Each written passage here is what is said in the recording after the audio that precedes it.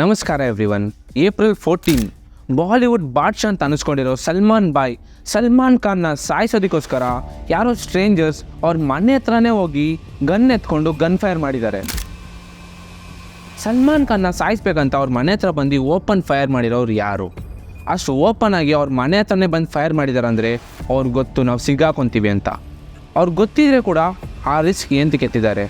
ಸಲ್ಮಾನ್ ಖಾನ್ ಅನ್ನೋ ಒಂದು ಸೂಪರ್ ಸ್ಟಾರ್ಗೂ ಈ ಸ್ಟ್ರೇಂಜರ್ಸ್ಗೂ ಏನು ರಿಲೇಷನ್ಶಿಪ್? ಇದು ಎಲ್ಲದರಿಂದ ಇರೋದು ಯಾವುದೋ ಒಂದು ಸಣ್ಣ ಪುಟ್ಟ ರೌಡಿಗಳಲ್ಲ ಗೈಸ್, ಇದರಿಂದ ಒಂದು ದೊಡ್ಡ ಕೈ ಐತೆ guys. I am really serious. ಇದು ನಿಮ್ಗೆ ಯಾವುದೋ ಒಂದು ಮೂವಿ ಸ್ಟೋರಿ ಥರ ಅನ್ನಿಸ್ಬೋದು, ಆದರೆ ನಾನು ಹೇಳ್ತಾ ಇರೋದಲ್ಲ, ಇವಾಗ ನಿಜವಾಗ್ಲೂ ಆಗ್ತಾ ಇರೋದು.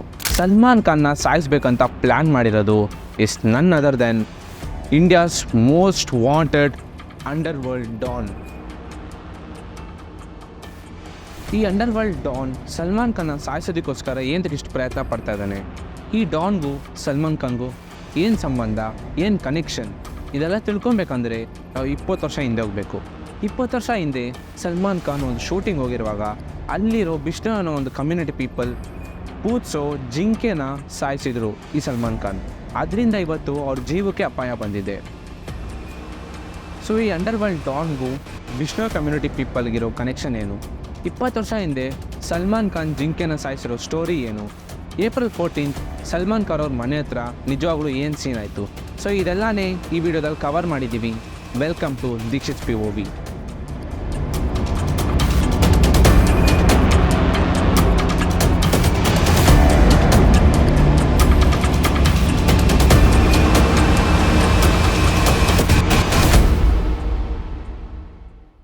ಗೈಸ್, 28 ಫೆಬ್ರವರಿ ಅವತ್ತು 21 ಮತ್ತು 24 ಇಯರ್ಸ್ ಆಗಿರೋ ಸಾಗರ್ ಪಾಲ್ ಮತ್ತು ವಿಕಿ ಗುಪ್ತಾ ಅನ್ನೋ ಯುವಕರು ಬಿಹಾರಿದ ಟ್ರೈನ್ ಹತ್ಕೊಂಡು ಮುಂಬೈಗೆ ಬರ್ತಾರೆ. ಮುಂಬೈಗೆ ಬಂದಿದ್ದ ದಿನಾನೇ ಸಲ್ಮಾನ್ ಖಾನ್ ಇರೋ ಗ್ಯಾಲಕ್ಸಿ ಅನ್ನೋ ಅಪಾರ್ಟ್ಮೆಂಟಿಂದ 12 ಕಿಲೋಮೀಟರ್ ದೂರದಲ್ಲಿ ಒಂದು ರೂಮ್ ಬುಕ್ ಮಾಡ್ತಾರೆ.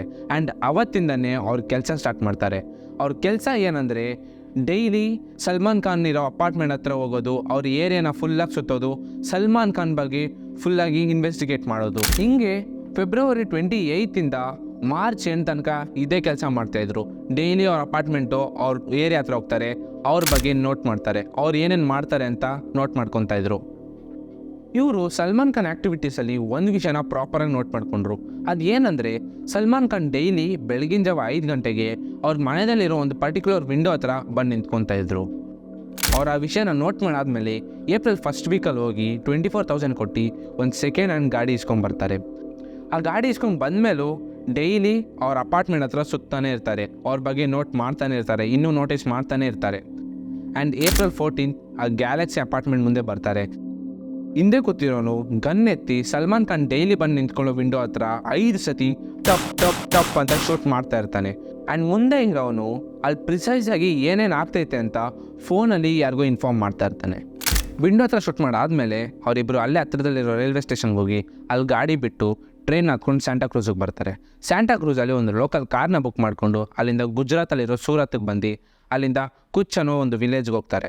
ಇವ್ರು ಬಿಹಾರಿಂದ ಮುಂಬೈಗೆ ಟ್ರೈನಲ್ಲಿ ಬಂದು 1 ತಿಂಗಳಿಂದ ಅವ್ರ ಮನೆ ಹತ್ರ ಅವ್ರ ಏರಿಯಾನ ರೀಡ್ ಮಾಡಿಕೊಂಡು ಸಲ್ಮಾನ್ ಖಾನ್ ಡೈಲಿ ಎಲ್ಲಿ ಹೋಗ್ತಾರೆ, ಯಾವಾಗ ಬರ್ತಾರೆ, ಅವ್ರ ಆ್ಯಕ್ಟಿವಿಟೀಸ್ ಏನು, ಸಲ್ಮಾನ್ ಖಾನ್ ಅವ್ರ ಡೈಲಿ ರೋಟೀನ್ ಏನಂತ ರೀಡ್ ಮಾಡಿಕೊಂಡು ಪ್ರಾಪರಾಗಿ ಪ್ಲ್ಯಾನ್ ಮಾಡಿ ಆ ಪ್ಲ್ಯಾನ್ನ ಎಕ್ಸಿಕ್ಯೂಟ್ ಮಾಡಿದ್ರೂ ಆ ಪ್ಲ್ಯಾನ್ ಫೇಲ್ ಆಗಿಬಿಡ್ತು. ಈ ಇನ್ಸಿಡೆಂಟ್ ಆಗಿದ್ದಿನೇ ಮೀಡಿಯಾದಲ್ಲೆಲ್ಲ ಈ ನ್ಯೂಸ್ ಫುಲ್ಲಾಗಿ ಹರಡ್ಕೊಂಡ್ಬಿಡುತ್ತೆ. ಆ್ಯಂಡ್ ಪೊಲೀಸ್ ತುಂಬ ಟೈಟ್ ಸೆಕ್ಯೂರಿಟಿ ಇಟ್ಕೊಂಡು ಫೋರ್ಸಸ್ನ ಡಿಪ್ಲಾಯ್ ಮಾಡಿಬಿಡ್ತಾರೆ ಇದ್ರ ಬಗ್ಗೆ ಇನ್ವೆಸ್ಟಿಗೇಷನ್ ಮಾಡೋದಕ್ಕೆ. ಪೊಲೀಸವರು ಸಲ್ಮಾನ್ ಖಾನ್ ಅವ್ರ ಮನೆ ಹತ್ರ ಬಂದು ಅವ್ರ ಮನೆಯಲ್ಲಿರೋ ಕ್ಯಾಮ್ರಾ ಚೆಕ್ ಮಾಡಿದಾಗ ಅಲ್ಲಿ ಯಾರೋ ಇಬ್ಬರು ಬೈಕಲ್ಲಿ ಬಂದು ಇವ್ರ ವಿಂಡೋ ಹತ್ರ ಶೂಟ್ ಮಾಡಿ ಹೋಗಿರೋದು ಗೊತ್ತಾಗುತ್ತೆ. ಪೊಲೀಸವರು ಇವರಿಬ್ಬರು ಎಲ್ಲಿ ಹೋಗಿದ್ದಾರೆ ಅಂತ ಟ್ರ್ಯಾಕ್ ಮಾಡಬೇಕಾದ್ರೆ ಆವಾಗ ಇವರಿಬ್ಬರು ಅಲ್ಲೇ ಹತ್ರದಲ್ಲಿರೋ ರೈಲ್ವೆ ಸ್ಟೇಷನ್ಗೆ ಹೋಗಿದ್ದಾರೆ ಅಂತ ಪೊಲೀಸಿಗೆ ಗೊತ್ತಾಗುತ್ತೆ. ಆ್ಯಂಡ್ ಆವಾಗ ಆ ರೈಲ್ವೆ ಸ್ಟೇಷನ್ದು ಕ್ಯಾಮ್ರಾ ಚೆಕ್ ಮಾಡಬೇಕಾದ್ರೆ ಆವಾಗ ಇವರಿಬ್ಬರದ್ದು ಮುಖ ಪೊಲೀಸ್ ಗೊತ್ತಾಗ್ಬಿಡುತ್ತೆ. ಆದರೆ ಪೊಲೀಸ್ ಹತ್ರ ಬೇರೆ ಏನೂ ಡೀಟೇಲ್ಸ್ ಇರೋದಿಲ್ಲ ಇವ್ರ ಬಗ್ಗೆ, ಬರೀ ಇವ್ರ ಮುಖನ ಇಟ್ಕೊಂಡು ಪೊಲೀಸ್ ಅವರು ಏನೂ ಮಾಡೋದಕ್ಕಾಗೋದಿಲ್ಲ. ಸೊ ಹಂಗೆ ಇನ್ವೆಸ್ಟಿಗೇಷನ್ ಕಂಟಿನ್ಯೂ ಮಾಡಬೇಕಾದ್ರೆ ರೈಲ್ವೆ ಸ್ಟೇಷನ್ ಆಚೆ ಇವ್ರು ಯೂಸ್ ಮಾಡಿರೋ ಬೈಕ್ ಸಿಗುತ್ತೆ. ಸೊ ಪೊಲೀಸರು ಆ ಗಾಡಿದು ನಂಬರ್ ಪ್ಲೇಟ್ನ ಇಟ್ಕೊಂಡು ಆ ಗಾಡಿ ನಿಜವಾದ ಓನರ್ನ ಕಂಡುಹಿಡಿದು ಆ ಓನರ್ ಹತ್ರ ಹೋಗಿ ಕೇಳಿದಾಗ ಅದಕ್ಕೆ ಆ ಓನರು ನಾನು ಈ ಗಾಡಿನ ಆಲ್ರೆಡಿ ಮಾರ್ಬಿಟ್ಟಿದ್ದೀನಿ ಸೆಕೆಂಡ್ ಹ್ಯಾಂಡ್ ಶಾಪ್ಗೆ ಅಂತ ಹೇಳ್ತಾರೆ. ಆವಾಗ ಪೊಲೀಸವರು ಆ ಸೆಕೆಂಡ್ ಹ್ಯಾಂಡ್ ಶಾಪ್ಗೆ ಹೋಗಿ ಈ ಗಾಡಿನ ನೀವು ಯಾರಿಗೆ ಮಾರಿದ್ರಿ ಅಂತ ಕೇಳಿದಾಗ ಅದಕ್ಕೆ ಅವರು ಸೊ ಯಾರೋ ಇಬ್ಬರು ಗಾಡಿ ಕಳ್ಕೊಂಡ್ಬಂದಿದ್ರು, ಸೊ ನಾನು ಆವಾಗ ಈ ಗಾಡಿನ 24,000 ಮಾರಿದೆ ಅಂತ ಹೇಳ್ತಾರೆ. ಆವಾಗ ಪೊಲೀಸರು ಇವರಿಂದನೇ ಅವರಿಬ್ಬರದ್ದು ಡೀಟೇಲ್ಸ್ ಕಲೆಕ್ಟ್ ಮಾಡ್ತಾರೆ. ಆವಾಗ ಪೊಲೀಸ್ ಕೈಗೆ ಅವ್ರದ್ದು ಒರಿಜಿನಲ್ ಆಧಾರ್ ಕಾರ್ಡ್ ಕಾಪಿ ಸಿಕ್ಬಿಡುತ್ತೆ. 1 ಮಂತಿಂದ ಇಷ್ಟೆಲ್ಲ ಪ್ಲ್ಯಾನ್ ಮಾಡಿ ಪ್ರಾಪರಾಗಿ ಎಕ್ಸಿಕ್ಯೂಟ್ ಮಾಡಿದ್ರು ಲಾಸ್ಟಲ್ಲಿ ಇವರು ಇದು ಒಂದರಲ್ಲಿ ಮಾತ್ರ ದುಡುಕಿ ತಪ್ಪು ಮಾಡಿಬಿಟ್ಟವ್ರೆ. ಇದಕ್ಕೆ ಮಾತ್ರ ಒರಿಜಿನಲ್ ಆಧಾರ್ ಕಾರ್ಡ್ ಕಾಪಿ ಕೊಟ್ಟಿದ್ದಾರೆ. ಇವಾಗ ಪೊಲೀಸ್ಗೆ ಅವರಿಬ್ರದ್ದು ನಂಬರ್ ಸಿಕ್ಬಿಡ್ತು. ಆ ನಂಬರ್ನ ಇಟ್ಕೊಂಡು ಟ್ರ್ಯಾಕ್ ಮಾಡಾದ್ಮೇಲೆ ಗೊತ್ತಾಯಿತು ಅವ್ರು ಆಲ್ರೆಡಿ ಕುಚ್ಚಿಗೋಗಿದ್ದಾರೆ ಅಂತ. ಆವಾಗ ಪೊಲೀಸ್ ಕುಚ್ಚಿಗೋಗಿ ಅವರಿಬ್ಬರನ್ನ ಅರೆಸ್ಟ್ ಮಾಡ್ತಾರೆ.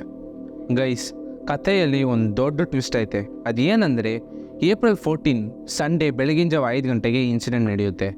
ಇನ್ಸಿಡೆಂಟ್ ಆಗಿ ನೆಕ್ಸ್ಟ್ ದಿನ ಮಂಡೇ ನೈಟೇ ಇವರಿಬ್ಬರು ಅರೆಸ್ಟ್ ಆಗಿಬಿಡ್ತಾರೆ. ಆದರೆ ಆ ಇನ್ಸಿಡೆಂಟ್ ಆಗಿದ್ದ ದಿನಾನೇ ಫೇಸ್ಬುಕ್ಕಲ್ಲಿ ಒಂದು ಪೋಸ್ಟ್ ಬರುತ್ತೆ. ಅದನ್ನು ಕಳಿಸಿರೋದು ಯಾರಂದರೆ ಇಂಡಿಯಾದಲ್ಲಿರೋ ಅಂಡರ್ ವರ್ಲ್ಡ್ ಡಾನ್ ಆಗಿರೋ ಲಾರೆನ್ಸ್ ಬಿಷ್ಣೋಯ್ ಅವ್ರ ತಮ್ಮ ಅನ್ಮೋಲ್ ಬಿಷ್ಣೋಯ್. ಅದರಲ್ಲಿ ಏನು ಹೇಳಿದ್ದಾರೆ ಅಂದರೆ, ಸಲ್ಮಾನ್ ಖಾನ್ನ ಸಾಯಿಸೋದಕ್ಕೆ ಪ್ಲ್ಯಾನ್ ಹಾಕಿರೋದು ನಾವೇ, ಆ ಹುಡುಗರನ್ನ ಕಳಿಸಿರೋದು ನಾವೇ. ಇವಾಗ ಸಲ್ಮಾನ್ ಖಾನ್ ಅವರೇ ನಮ್ಮನ್ನ ಬಂದು ಮೀಟ್ ಮಾಡಲಿಲ್ಲ ಅಂದರೆ ಈ ಸತಿ ಮಿಸ್ ಆಗಿರೋ ಬುಲೆಟ್ ನೆಕ್ಸ್ಟ್ ಟೈಮ್ ಮಿಸ್ ಆಗೋದಿಲ್ಲ ಅಂತ ಹೇಳ್ತಾರೆ. ಸೊ ಇವಾಗ ನಿಮಗೆಲ್ಲರಿಗೂ ಒಂದು ಡೌಟ್ ಇರ್ಬೋದು, ಈ ಅಂಡರ್ ವರ್ಲ್ಡ್ ಡಾನ್ ಯಾರು, ಅವ್ರ ತಮ್ಮ ಯಾರು ಅಂತ. ಅದನ್ನೇ ಫರ್ದರಾಗಿ ನೋಡೋಣ ಬನ್ನಿ. 1998 ಸಲ್ಮಾನ್ ಖಾನ್ ಜೋಧ್ಪುರ್ಗೆ ಒಂದು ಶೂಟಿಂಗ್ಗೋಸ್ಕರ ಹೋಗಿರ್ತಾರೆ. ಆ್ಯಂಡ್ ಆ ಶೂಟಿಂಗಲ್ಲಿ ಸಲ್ಮಾನ್ ಖಾನ್ ಥರನೇ ತುಂಬ ಜನ ಸ್ಟಾರ್ಸ್ ಕೂಡ ಅದರಲ್ಲಿ ಆ್ಯಕ್ಟ್ ಮಾಡ್ತಾ ಇರ್ತಾರೆ. ಶೂಟಿಂಗೆಲ್ಲ ಆದಮೇಲೆ ಸಲ್ಮಾನ್ ಖಾನ್ ಇವರು ಎಲ್ಲರನ್ನೂ ಬೇಟೆಗಂತ ಕರ್ಕೊಂಡು ಹೋಗ್ತಾರೆ, ಬೇಟೆ ಆಡೋದಕ್ಕೋಸ್ಕರ.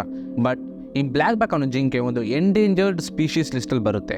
ಅಂದರೆ ಇದು ಅಂತ್ಯ ಆಗೋ ಸ್ಟೇಜಲ್ಲಿ ಐತೆ. ಸೊ ಇಂಡಿಯಾದಲ್ಲಿ ಇದನ್ನು ಬೇಟೆ ಆಡೋದಾಗಲಿ, ಕೊಲ್ಲೋದಾಗಲಿ, ಬೇಟೆ ಆಡೋ ತಿನ್ನೋದಾಗಲಿ ತುಂಬಾ ದೊಡ್ಡ ಕ್ರೈಮ್. ಬಟ್ ಇದೆಲ್ಲ ಸೈಡ್ಗೆ ಇಕ್ಕಿದ್ರೇನು ಇವಾಗ ಸಲ್ಮಾನ್ ಖಾನ್ ಜೋಧ್ಪುರಲ್ಲಿ ಈ ಬ್ಲ್ಯಾಕ್ ಬ್ಯಾಕ್ ಅನ್ನೋ ಜಿಂಕೆನ ಸಾಯಿಸಿ ತಿಂದಿದ್ದಾರೆ. ಅದು ಬರೀ ಒಂದು ಸತಿ ಆಗಿಲ್ಲ, ಆಲ್ರೆಡಿ 2-3 ಸತಿ ಆಗಿದೆ.